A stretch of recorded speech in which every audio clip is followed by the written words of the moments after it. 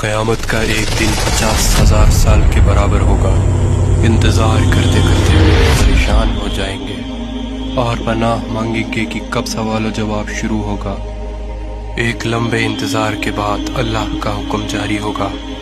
اللہ اپنے فرشتوں پر حکم ظاہر کرنا شروع کر دے گا۔ 70,000 فرشتے جہنم کو لے کر آ رہے ہوں گے۔ یہ منظر اتنا بھیانک ہوگا کہ سب کے سب چیخیں نکل جائیں گی۔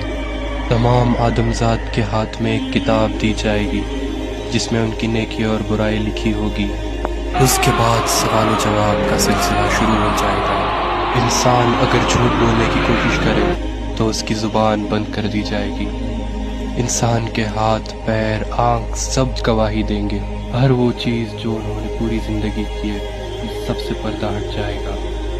وہ دن یوں بھیانک ہوگا کہ کوئی بھی بچ نہیں پائے گا۔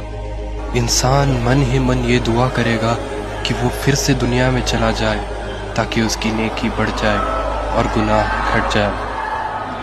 جب انسان اپنے والدین یا اپنے بھائی بہن سے نیکی مانگنا چاہے تو وہ اس سے انجان ہو جائیں گے۔ اس سوال و جواب کے سلسلے میں اللہ انسان سے کہے گا کہ پہلے کتاب کا پنہ پڑھو۔ اللہ اگر اس سے راضی ہو گیا تو اس کتاب میں سے سارے گناہ معاف ہو جائیں گے۔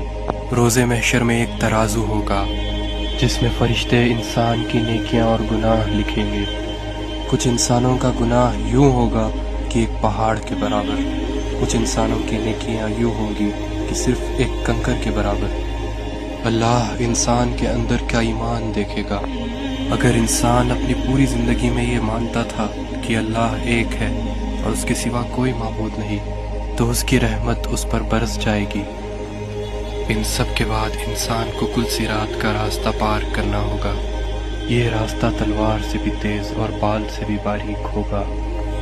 جس کے اخلاق اچھے ہو اور ایمان تیز ہو ان کے لیے یہ راستہ آسان ہوگا، اور جس کا ایمان کمزور تھا وہ سیدھا جہنم میں جائے گا۔